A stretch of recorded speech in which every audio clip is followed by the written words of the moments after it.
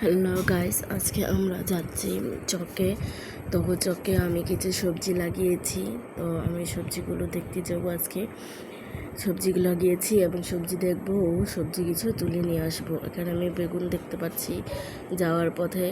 তো আমরা যাওয়ার পথে টোকানো শাক পেয়েছি, কিছু শাক তুলে নিচ্ছি। শাক তুলে নেওয়ার পর তো রাদিয়াকে বলছি, রাদিয়া চলো আমরা ডাটা খেতে যাই। তখন ডাটা খেতে গেলাম। ডাটা খেতে অনেক ডাটা হয়েছে, এগুলো আমার এক মাওই লাগিয়েছে। তো মাওইকে আমরা বলতেছি যে মাওই আমাদের কিছু শাকসবজি তুলে দিন।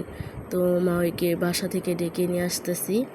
তো অনেক সুন্দর সবজি হয়েছে। পুঁই শাকগুলো আর ডাঁটাগুলো খুবই সুন্দর দেখতে। দেখুন গাইস, পুঁই শাকগুলো খুব সুন্দর হয়ে মাত্র চারা গজাচ্ছে। তো টাটকা সবজি খেতে অনেক স্বাদ, তাই আমরা এখান থেকে টাটকা সবজি নিতে আসছি গাইস। এখানে কলমি শাকও আছে, কলমি শাক, ডাঁটা আর পুঁই শাক, 3 পদের শাকই আছে। তো আমরা এখান থেকে শাক সবজি তুলে নিয়ে যাব। তো আমি ডাঁটাগুলো দেখছি, ডাঁটাগুলো খুব সুন্দর টলটলে, খুব মসৃণ। এখন আমি আমার ভাইকে বলছি, মাওই আমাকে কিছু ডাঁটা তুলে দিন। তো মাওই আসছে, একটু দেরি হচ্ছে।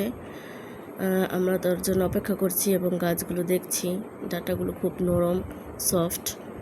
ডাঁটাগুলো চিকন চিকন সুন্দর। আলু ক্ষেতের উর্বর মাটির উপরে তো ডাঁটা, তাই অনেক সুন্দর হয়েছে ডাঁটাগুলি। তো গাইস, এখন আমি কলমি শাক দেখতেছি, কয়েকটি কলমি শাকও তুলে নিয়ে যাব রান্না করার জন্য। তো আমার মা প্রায় আসার পথে আসছে, মা এসে পড়েছে। মা ডাঁটা তুলছে, ডাঁটাগুলো আমার হাতে দিচ্ছে একটা একটা করে। তো মাকে বলছিলাম যে মা ডাঁটা তোলার পর আমাকে কিছু পুঁই শাকও দিয়ে। তো মা হাঁটতেছে আর ডাঁটা দেখতেছে যে কোন ডাঁটাটা ভালো। তো আস্তে আস্তে একটা একটা করে আমার মাই আমাকে ডাঁটা তুলে দিচ্ছে, বলছে যে আরও যত লাগে নিয়ে যাও। তো আমার মা ওই যে ডাঁটাগুলো লাগিয়েছে খুব সুন্দর। আমিও মায়ের সাথে অনেক হেল্প করেছি, তাই মা আমাকে বলেছে তোমার যত খুশি লাগে এখান থেকে ডাঁটা সবজি নিয়ে যাবে। তো আমরা এই ডাঁটা নিচ্ছি, সাথে কিছু পুঁই শাক তুলছি।